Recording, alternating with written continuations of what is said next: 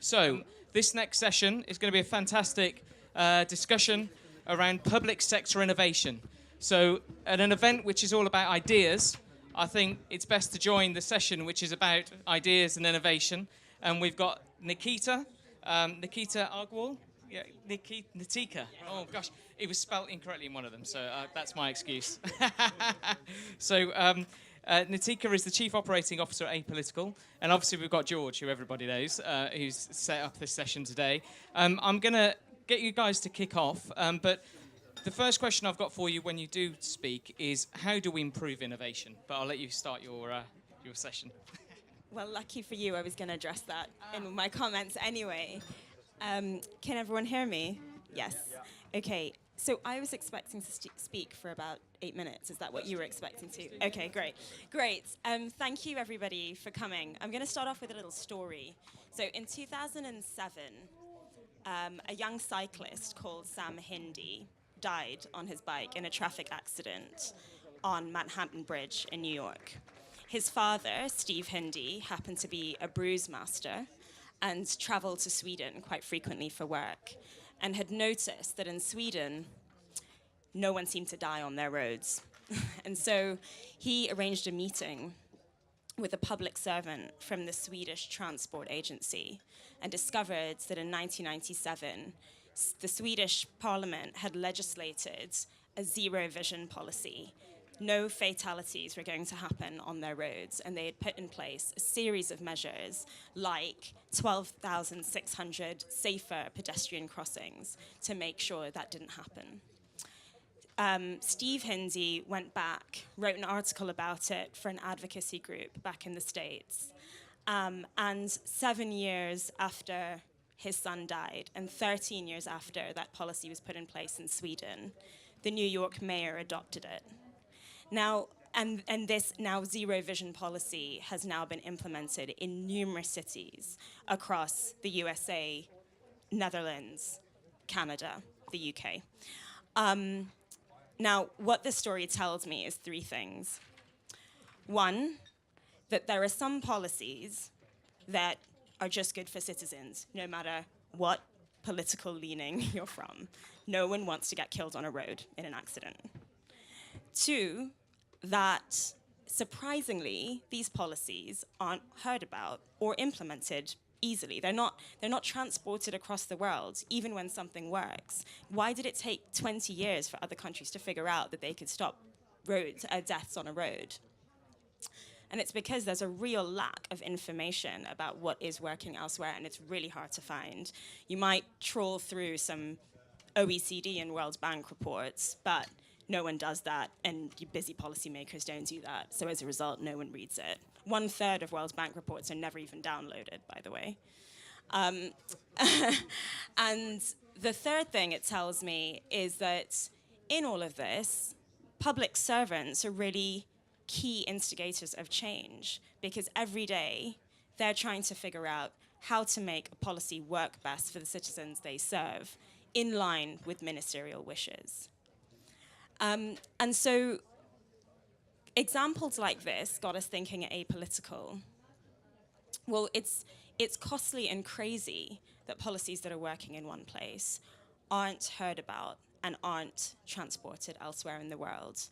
And it's costly and crazy that public servants work in such a dearth of information. So we went out and interviewed for over a year hundreds of public servants around the world and asked them, what do you need most to do your jobs better? And they said, we need a resource for better ideas, and we need better connections with innovators, both inside and outside government. And so we built a platform that tries to do that. We basically highlight case studies of what has worked in the world, and we connect policymakers to experts inside and outside government. Now, our theory of change is you equip policymakers in government. They are this massive force multiplier for change, because you make them better informed, they're improving them, they're advising their ministers better, and they're also figuring out how to implement policies better. Everyone wins as a citizen. But and that's, there you've got it, public sector innovation. But I don't know, how many of you have worked with government, in or with? Right, so everyone knows what I'm talking about. If I said to you, who would another show of hands, who would say the public sector is innovative? Can be, always. Is. Can Is capable. Can be. Exactly. Can be? Can be? We do can be first. And then Okay, can be and is, exactly. So having been a public servant and now moved out of the public service to try and make the public service more innovative, you kind of ask people, will help government be more innovative? And you sort of get a roll of eyeballs, and they're like, well, it's slow, it's bureaucratic. We're talking about the machinery of government, not the political machine. So the faceless bureaucrats and the public servants. I can say that because I used to be one. But they say, it's slow, it's bureaucratic, it's a pain to procure with government. So that is kind of the antithesis of innovation. And I'm going to say there are 3 reasons why we shouldn't give up, and 3 reasons how we can all, as individuals and as change makers in the world, can help make government more innovative. It shouldn't be seen as an internal government issue. Like, making the machinery of government more effective is not just the purview of some internal government paper where they kind of shuffle a few people around and call some teams some different things. It is actually our responsibility to create an environment which fosters that. So what are those 3 things? 1, we have power to change the exogenous environment that fosters government innovation. So as a public servant, the downside of a risk going wrong is so high because the media will be all over you and your minister like rash. The upside is very low. So there's no external incentive to experiment at all. And every citizen and consumer of media has some power to change that appetite for what is put out there and what is acceptable, what is deemed to be acceptable in the external environment. The second is we can change the internal environment as well. Innovation generally in the economy is underfunded, but in the public sector, even more underfunded. Because guess what? No one wants to say they're spending taxpayers' money on a team that's going to experiment, with new methods in government. Because what if it doesn't work and then it's a waste? But public servants are hungry to connect with innovators outside. So there is real scope to inject new thinking into government in certain pockets. And 3, it's really not as bad as most people think. So because we've profiled hundreds of policies from dozens of countries around the world, we've picked out some key trends that governments are taking up all over the world, which are their tools for innovation. And all of these, incidentally, are ways in which the machinery of government is getting closer and closer to citizens in some way, shape, or form. So first, tech provides an opportunity for governments to be connected with their citizens in a way they didn't before. So for example, the government in Boston is using smartphones to help track the safety of school children on buses. Citizen engagement, intense citizen engagement. For example, Portugal ran the first participatory budgeting program on a nationwide scale. The third is the use of big data. So cities all over the world are using the data that private companies are collecting, like Google and Waze, Google Maps and Waze, in order to reduce congestion on their roads. The fourth is design thinking, so bringing user experience, the thinking of making consumer products good for users into public service design. So going to the doctor should be as delightful as going into a Mac store. Okay, maybe not quite, but you get my point. The fifth is partnerships. As government has to do more with less, they're looking to partner with other sectors.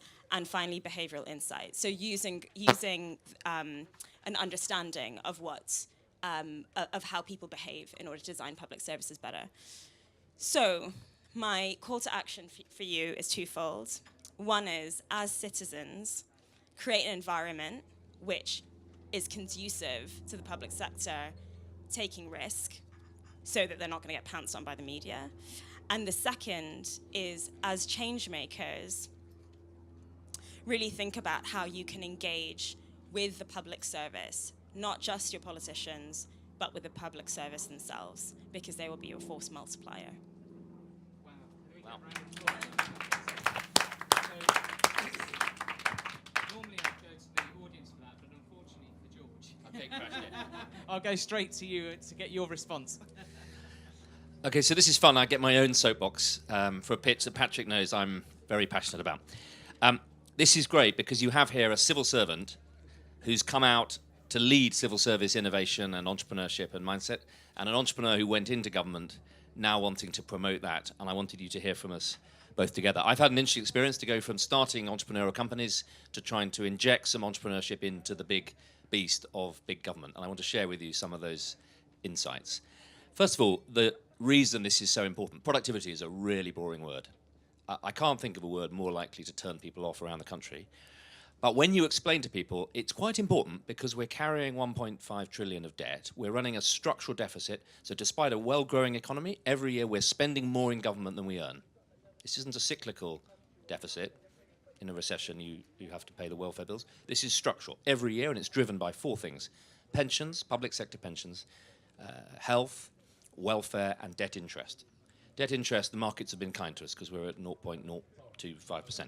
But if interest rates go up, it'll bankrupt us. So we've got a bomb sitting under the public finances in the form of that debt liability. We've tried through some difficult reforms to deal with public sector pensions. All these numbers, by the way, are just going like that, or as you look at me, going like that. And public sector pension liabilities we've capped off through some incredibly painful reforms that have gone down like a cup of warm sick. People who've paid in all their life for public sector pensions then told they've got to work longer. And welfare reforms would have been very painful, and there's a deep public concern about whether we can really continue with them. Health continues to spiral, partly because we're getting older and we need more healthcare. We have to tackle this productivity challenge really profoundly, and I'm excited by this moment because I think Brexit, for all of its pain and difficulties and costs, is a moment of profound national renewal. And I think the vision should be, imagine if we could turn the public sector into a crucible of innovation. Imagine if we could unleash the spirit of public sector leadership and innovation as part of this. I want to be able to bounce mine probably rather than your grandchildren on my knee, and say to them, you had to be there. It was a really tough time. We had the get-rich years of the 80s and 90s under Blair. Then we had a debt crash. Then we were depressed. Then we blamed Europe, came out of Europe. Then we realized there's no one else to blame. We woke up and smelt the coffee and triggered a deep moment of national renewal. We became entrepreneurial, we got global, and we became a crucible of innovation in Britain. And we pioneered the agri-tech, the clean tech, the biotech, the fintech, the smart tech of 21st century living. They invested in us, we pioneered it here, and then we globalized it. And we got rich. We were the new Victorians, and we funded a whole new cycle of digital 21st century public services. Anyone up for it? Yeah, I'm up for it. So imagine my excitement going into government with a chance to actually do it in the life sciences, in health. Before I tell you what happened, I want to tell you a story. I used to fund biotech startup companies. It was amazingly good fun. We had lots of money. We'd put £250,000 in over dinner. We'd put 3 million in 6 months, and then we'd try and float the company 3 years later. And I was lucky enough to be the guy who hired the first 40 people, built the business, and then handed it on to a proper manager. We had one problem. Every time we put 3 million in, we just wanted science. We wanted to get the cancer cure. We didn't want to spend the money on buildings, cars, flagpoles, CEOs, all the paraphernalia. We just wanted to fund science. And we ended up spending too much on the company creation. In particular, one thing, which was the building. Scientists love a building. And more than that, they love a shiny building. And more than that, they love a shiny building with an atrium in it. Don't ask me why, but every time we funded a company, they had to have an atrium. I can tell you why, actually. It's because most British science is conducted in underfunded laboratories where you can't get anything. And for these scientists, it wasn't the dream of a Porsche that motivated them. It was just not working in a crappy environment and being able to give their team something to reward them. So every time we spent 1.3 million on a building. Don't ask me why. It was always 1.3 million. It was like a completely inelastic law of startupology, and I was the biggest critic of it. Why do we put 3 million of money into a startup and always spend 1.3 on a building? We're not a building company. Eventually, Muggins gets to be the CEO of our last big startup, and we put 6 million in, and the board, you can imagine, say to me, I hope we're not going to spend 1.3 million on the building, smart ass. So I go to Cambridge, I find the cheapest building I can find to do a refurb, and I think I'm going to show them. And I walk into the room, and all the team are sitting around the table. There's the M&E guy, the air handling guy, the architects, all the normal crew I've worked with on other projects. And they ignore me. I'm the youngest person in the room. They're basically stitching up the deal. So I cough and say, hello, I'm the chief executive. Could we just go around the table, tell me who you all are? And they all went around. They said, I do air handling, and I do... And one guy looked me in the eye. The rest looked embarrassed, and he said, I'm the project manager. And then the guy at the end said, so we've been talking, and we think it'll be, and I said, 1.3 million. He said, how did you know? And I said, because it's always 1.3 million. Okay. And I looked at the project manager, and I said, Gary, could you come out? And we went outside, and I shut the door, and I said, okay, Gary, here's how we're going to do this one. One, I'm never meeting any of those people in that room ever again. Two, you're in charge. You're a project manager, right? You went, yeah. And I said, I won't interfere, you're in charge. Three, tell me what you normally get paid. And he looked embarrassed because he's English. I said, what do you normally get paid? And he said, well, X%. I said, I'm not clever, how much is it? And I said, what is it, 30 grand? He said, well, yeah, maybe. I said, okay, I'll pay you 70 if you bring this in on time for 1.2 million. And he looked at me and he said, are you serious? I said, no. And I'm going to do an Excel spreadsheet. But if you're late, I'm going to punish you. But I won't punish you more than 10K. You're always going to make 20. But you can double your money, make 70 if you pull it in on time, 1.2. That's all I need. By the way, I've worked out the temporary accommodation for the company cost me 200,000 a month. A week, to accommodate 40 people in a science block. And I said, all I need from you, thirdly, is an email every Friday and one short conversation. Nothing else. Guess what?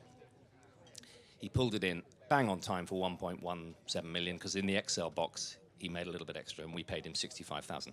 I had to struggle to get through that through my board. Why are we paying this guy 65,000? We only ever pay them 30. The point of the story is incentives. He got the incentive, I empowered him, and I got out of his way. And I think government needs to be in the business of creating incentives and letting leaders get out of the way. And in a minute, I'm going to share with you my big 3 ideas, seeing as this is a big ideas festival, my big 3 ideas for turbocharging public sector productivity. But I've got one other story to share with you, which is when I eventually persuaded David Cameron that we could do this for the NHS. Remember the health one? That's the really big one. Question, can we make health not a driver of structural deficit, but a driver of growth in a mature British economy? Big question, because if you can, we turn that line round and we drive a modern economy, not spending less on health, but generating inward investment in research, pioneering new treatments, and getting more health productivity out of people so they work longer and stay fit and don't die of heart attacks. Get that right, and we could be a really mature, high-value, high-skill innovation economy. Get it wrong, and we'll become an old people's home, because we'll have this massive debt, and everyone who can will get up and go. So David Cameron appoints me as the world's first minister for life science, at health and business, to drive a model where we bring the NHS pumping together as a second cylinder with the Department of Life Science. Incredibly exciting. I'm particularly excited about the numbers, because I want to see the spreadsheet. I want to find out what we're spending on all the health research and what we get out for the economy in terms of new jobs and companies and startups. And then I want to create an incentive with the Treasury that if we can improve that ratio, we can keep more of the money. I just wanted to do the same thing as the building. So imagine when I discovered the Comprehensive Spending Review, which is when government puts together all the budgets and submit them all to the Treasury, I thought I'd have a privileged perch because I'm a minister in 2 departments. Guess what? Civil servants don't show you the numbers if you're in another department. I didn't see either the Department of Health or the Department of Business's accounts. Because I'm considered I'm not blaming you or your colleagues, we're in charge, but in the siloed world of Whitehall functionalism, it's a competition. Who can get the money out of the Treasury? And we mustn't show Freeman because he's a health minister. And the health are going, well, you mustn't show Freeman because he's a business minister. When I told George Osborne this, he said, you are kidding me, aren't you? I said, no, I'm not. So just as an insight into the level of dysfunctional governance at the heart of the machine, which defeated me as a great bushy-tailed believer in incentive-led productivity. So what is the answer? Here are 3 thoughts for you. 1, it follows from that I think the answer is really locally rather more than in Whitehall and Westminster. So I want to suggest that we should take localities, cities, counties. Take my county of Norfolk. I added up the other day what we spend on health in Norfolk. Hospitals, GPs, social care, but also I said health, remember? And all the disease cost implications, the addiction, the mental health, all the untreated stuff. It all costs. You either pay for it in prevention or you pay for it in prison. If you tot it all up, I'd like government to say, well, there you are. There's the number. And by the way, there's our projected forecast of our own failure over the next 10 years, which we never share with anyone. That's why we take any money back whenever we can. We'll share it with you. We'll sign a 10-year funding agreement, as long as you guys all sign a 10-year partnership agreement. And if you reduce that rate of increase, we'll let you keep half the saving. You're thinking, that's a novel idea? No, no. The moment in the public sector, if you deliver more for less, if you run a hospital, you deliver the same clinical outcomes and have less money, the Treasury in February says, good, we'll have that back. If you deliver innovation in the public sector, we take it straight off you, we punish the innovators, and we give it to the failure. Don't take it from me, take it from Sir David Dalton, who runs our most successful hospital in Salford. He can see 4 hospitals from his window. He said, George, every year I deliver more for less, you punish me, and you give it to those guys. Why don't we let David Dalton run the other 4 hospitals? So my first thing is let's incentivize on a place base. You'd get the council saying, did Freeman just say that if we reduce the welfare bill here, we can recycle that money? Here, keep it. That killer incentive, I think, would catalyze joined-up local leadership. Secondly, leadership. Why don't we let the David Daltons run our hospitals? We've got 250 hospitals in the UK. How many great hospital managers have we got? I don't know, but I can tell you it's not 250. It's about 50. These people are heroes. I would put them through an international leadership academy, treat them like 3-star generals, and if you've got that accreditation, if you've done it, you've won your spurs, you get block funding, you're liberated from all the hoops you have to jump through with the Treasury, and you can take over a nearby hospital or school and run it. And we need to send a signal to the public sector leaders who are doing this that we'll back you, we're right behind you. This isn't privatization, this is backing public sector leadership. And the third thing we have to do, I think, which is a political point, is end the lazy language that talks about apartheid between the private and the public sector. And conservatism has been guilty of it. We talk about private as if it's just naturally good, and public as if it's, well, naturally lazy, unproductive, and sort of, at times it sounds as though the public realm is something that has to be tolerated. I could not disagree more. If we're going to make this a moment of national renewal, we need to celebrate the private and the public, end the apartheid of private good, public bad, and invest in our public sector leaders. And I think if we had a public sector leadership academy, we could get Indian and Chinese civil servants to come and pay for their courses. We could work with industry. I'd like all our senior civil servants to go on a private sector secondment every year for a month, be embedded in the industries that they legislate, and I think we'd invest in our leadership in the public services, and we'd drive public sector productivity. I've got one bit of good news for you. I put that to Philip Hammond in pretty much the same terms, and he said to me 3 weeks ago, let's do it. Let's create an academy for leadership, and we're going to try and announce it in this year's budget. So I do think we can make a difference. And I want to suggest that public sector leadership and innovation is utterly essential if we're going to get out of this debt hole. Thank you. So I'm going to get to questions in a moment. I just wanted to add one quick point, which I'd be interested in your take on before I do.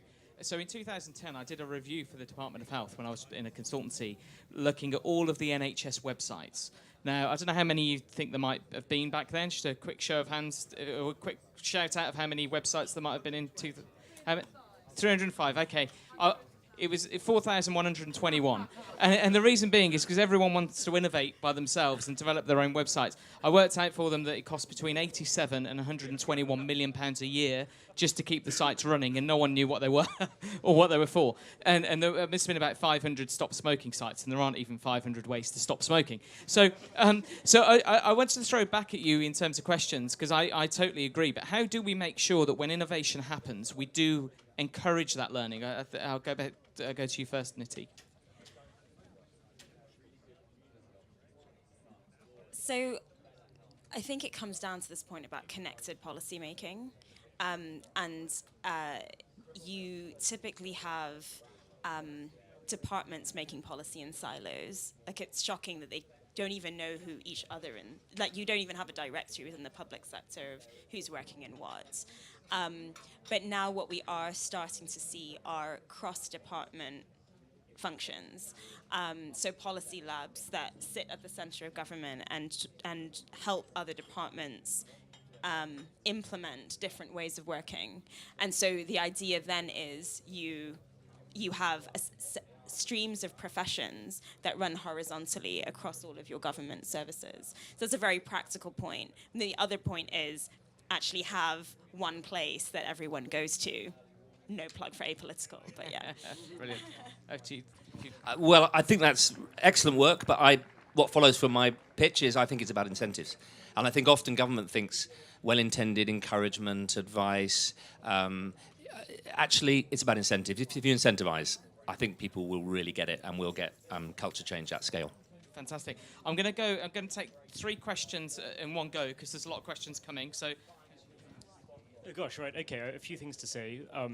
One is I'm a biotech entrepreneur, so I appreciate what you're up to. 2 is just a little fact that I thought you'd find fun, which is every year the world spends less money on translational research than America spends on Halloween. And thirdly, I read a report a while back, and this is where my question comes in, on regenerating Tottenham after the riots. And our number 1 recommendation was more joined-up thinking. And after that, I noticed almost every other report's number 1 recommendation is more joined-up thinking. And it strikes me, which is a follow-on from Hold it closer to your mouth. A follow-on from your question earlier, which is time and time again, I see reports where the same recommendations are made as previous reports in the same subject area. And it seems that not only is there not institutional sharing between departments, there is a failure to make the lessons stick within the same department that have historically been learned, probably not augmented with how the fast stream civil service track works. And I'm just wondering, how can departments be made to not have to learn the same lessons with commensurate costs as have already previously been learned? I'll give you a radical answer on that. Report writing is part of the currency of Whitehall. So if you write a really good report and it gets reported on and number 10 read it, you've got political momentum, and then you get a meeting, and then that's the truth of it. We've got a system that they're little sparks of recognition which politicians like me need to get on and get airtime. A much smarter way would be to run ministerial promotions on metrics of performance, so that politicians like me aren't trying to catch the Secretary of State or the Prime Minister's eye. They bump into me and say, how are you getting on? How are you getting on with your numbers, like every other organisation works on? So one thing is, if we're launching a digital strategy, I think it would be really neat if we did it digitally. Whitehall is the only place that launches a digital strategy on paper. If we want to digitalise the NHS, why don't we say, look, just a small thing, guys, but by 2020, we're only going to pay you if all your numbers are digital. Just saying. If you're not, you'll be taken over by a digital hospital. So you've got 10 years to prepare, but you've got to do it. Or we just keep issuing papers on how we want to digitalise the NHS. I think we just put the incentives in and people will get the hang of it. Hi. My mission is to build the country's first profitable railway. We've made a lot of progress already. And I think we suffer from lack of vision in this country. We think that infrastructure has to be non-profitable, it needs to be subsidised. But the department already innovates, the Department for Transport. The trouble is they innovate in private, and they're not confident in their decisions. They do it in private, and actually that sort of creates a vicious circle where they continue to do it in private and actually get worse decisions. So they get worse at it, so do it more in private. How do we break that cycle of getting them to share with outside people and to be a bit more open and trusting, really, because we are here to help them to actually be successful, and the private sector is not a competitor, it wants to be a collaborator. I think there's a real lack of safe spaces in which people outside government can talk to government. Typically, we're seeing government only have this conversation outside government when it comes to how do I get through your latest tender and how do I get through your horrendous procurement process, which is way too late down the line. It needs to be early on in the design thinking when you're bringing in that thinking. How to create those spaces? There are pockets, they exist. We're trying to facilitate those connections. But I think it's creating those fora, one. And two, the reverse goes, it's about trust on both ways. So assuming if the public sector, if it becomes acceptable in mainstream media for the public sector to be quite open about what they do know and what they don't know and what they're experimenting with, then those conversations are more likely to happen. But at the moment, it's too dangerous a place to have those conversations. Having recently come out of the civil service, I could not agree more. We must incentivise, and also within salaries, not just projects. But my question is, when we have things like foreign policy, I recently worked at the Foreign Office, where there is, for example, the Foreign Office, where there is no financial gain to be achieved, but we do need to make sure that civil servants are actually delivering against their policy objectives, there is no financial reward for them to keep or balance. So how do we incentivise them without looking at their pay packets? Because that is a big problem when you look at FCO, DFID and MOD, where there is massive need for innovation. Well, my instinct is, after working 15 years with medical public servants, that they're largely, with the exception of some cardiovascular surgeons who pop down to Harley Street, largely not interested, actually, not motivated by money. What they're motivated by is excellence in their unit and their department, and being able to spread excellence really well. And in my experience, this is why I'm so passionate about giving responsibility. The good hospital managers I know do not want to drive a Ferrari. They don't want to be paid $500,000. I mean, thank God. They just want to run the other hospital as well as they run this one, and then the next one. And I think, seeing as we haven't got much money, in fact, we've got a lot of debt, the key isn't to think about, I mean, I would reward great managers but I'd reward them on productivity performance. So if we're going to do public sector pay, I think the heroes on the front line who run into bullets and burning houses should be paid more. But anyone who's in the productivity business should be paid on productivity. And I think we ought to try and make sure that we are embracing a model of giving responsibility to the best. We do it in academia. If you're a great laboratory, like the Laboratory of Molecular Biology, it's won more Nobel Prizes than France, just saying, we now give them money on a 10-year block grant. We don't make them justify their existence. They've already done that. And we should do the same for good leaders. So I'll go to this gentleman here, and then that gentleman, I think we probably time then, aren't we? Employee patent compensation in the private sector, something I've encountered, doesn't work very well at all in many companies. And there was a 1977 Act introducing a right to patent compensation for employee inventors. There's only been one successful award since. Do you think that to encourage innovation in the public sector, for example, the NHS, that sort of thing, that actually the government should be the thought leader and do what the Labour government rather cleverly foresaw in 1977 and set up a scheme to reward employee inventors whose patented inventions go on to generate outstanding benefits? Yes, I do. But you better give a clever answer. This is in the science field, though, isn't it? Any field. I mean, any field. Any innovation that an employee in the public sector does, which leads to some incredible outcome, should be rewarded. So I completely agree. I think the question is how you reward that. And I'm not convinced, just taking your point earlier, I'm not convinced that they're incentivized by money necessarily. Recognition goes a huge way. At the moment, all of the public servants we've spoken to all say they feel under-recognized. That's because they are meant to not be known, not have a presence, you'll struggle to find a public servant with a Twitter handle. So if they're allowed to have their own IP and say, I did this for government, it could go a long way to incentivizing them to do that. But at the moment, they get no recognition for doing that, either internally or externally. Internally, they might get a pat on the back, but that's kind of not what is good enough. I think we've got to go. Okay. Well done. Brilliant.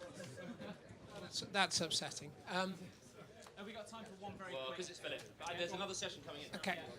Just very quickly, what really is a barrier to innovation is the inability to create new institutions or new institutional change.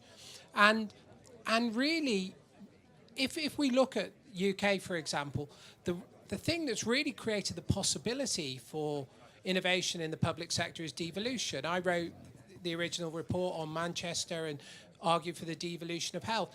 But this is not, we are not creating those institutions at scale that are new, and everything is already path dependent, as you yourself have said, especially in Whitehall. So what are the institutions that can accompany this innovation? Otherwise, spot incentives won't deliver it. So my whole point, Philip, was that if you create the incentives for at-scale productivity-led savings, I think people will coalesce quickly and form the institutions.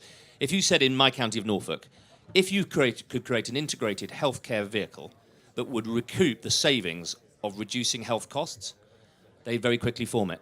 They'd very quickly form it. You wouldn't have to do it for them. The hospital, the GPs, the care people, the councils would say, did Freeman just say that if we reduce the cost of disease in Norfolk, they'll give us back some of the savings? Oh, fine, let's form a vehicle right now. They'd start the meeting on Friday. They'd create the vehicle to do it. So I agree with you. You need institutions at scale. We've got brilliant little islands of public sector innovation, but there's no mechanism to take it to scale. So we have frustrated entrepreneurs, innovators at the ends of corridors with their head over their hands, hiding from government. Okay. So, well, I've just found out that we might have another 5 minutes, actually, for this session. So I know there were some people about to lynch me because I didn't get you to ask a question. So there's 2 questions coming. I'll let this guy at the back, because you have literally been going like that all the way through. I thought you were at some sort of rave. So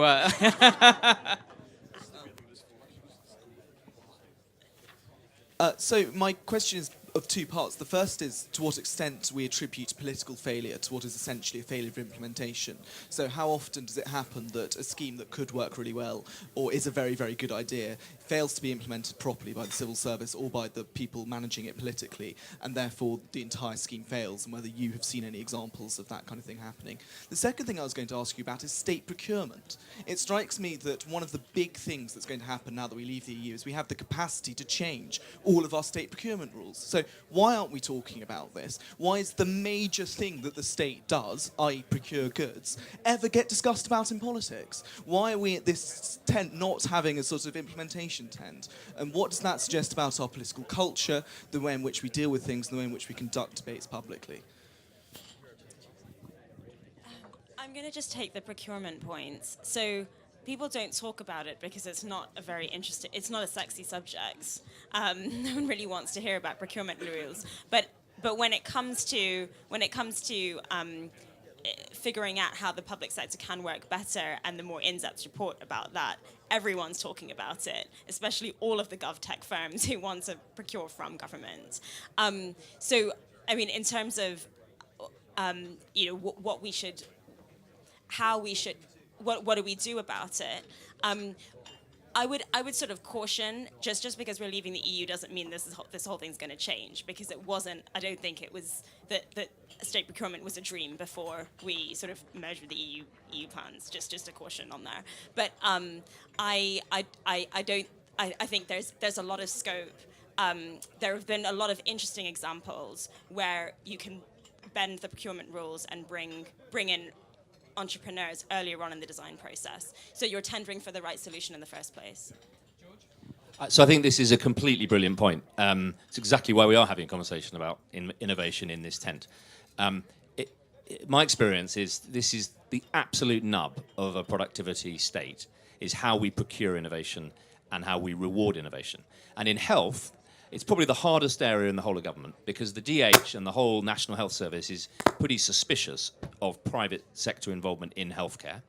So as minister, I had to find a way to trigger that innovation model. And it goes right to the point about Brexit and regulation. In the new model of life sciences, I don't want to bore everyone with the detail, but in the old model, there was a very long 15-year chain of R and then into development, and 80% of drugs fail. Now, using data and genetics, you can target the drug immediately at the beginning of the research and design a drug for a particular cohort of patients, dramatically reducing the failure rate. The reason drugs are so expensive is 85% fail, and they take $2 billion and 15 years to make. With using data and genetics, you can make a drug in 5 years and target it exactly the right people and reduce your failure rate. Challenge for the NHS, we are the cheapest procurer in the world. Good for us as taxpayers, bad if we want to attract innovation. So I developed a model called the accelerated access reform. We procure more quickly because time is the killer cost for industry. Get stuff adopted in the NHS first, share the data with them on how well it works. That's the killer commodity, or rather the life-enhancing commodity. And by accelerating access, sharing the data on how well it works, industry gives us a 40% discount. Now that is an absolutely feasible procurement model in life sciences, which we've implemented. To your point about implementation, I'm really worried. Strategy is great, all done, ministers are given the speech, it's all signed off. We don't have the incentive. And I can tell you where would do it. It would be Manchester, Birmingham, Oxfordshire, Greater London and Cambridge. Those are the 5 hubs of life sciences. The incentives locally are not to join up and drive that model. And I think that's why localized incentives based on rewarding people who pull in investment from industry and drive the creation of new jobs would trigger that culture change. We're not going to change it all in Whitehall. So we've got about 2 minutes left to get to the very last question. And then we'll Question for Nitika. At apolitical, you see all these examples of public sector innovation from around the world. Is there anything the UK does particularly well that people internationally are really interested in? And are there any ideas that you have seen that you think, yeah, absolutely, the UK should steal this idea and make it happen? The UK has been respected for how we partner with other sectors. So it's actually the UK Cabinet Office's business partnerships team who sponsored the creation of our topic area on innovative public partnerships. So people are interested in what we do, and I think it's because PFIs were well developed here in the first place.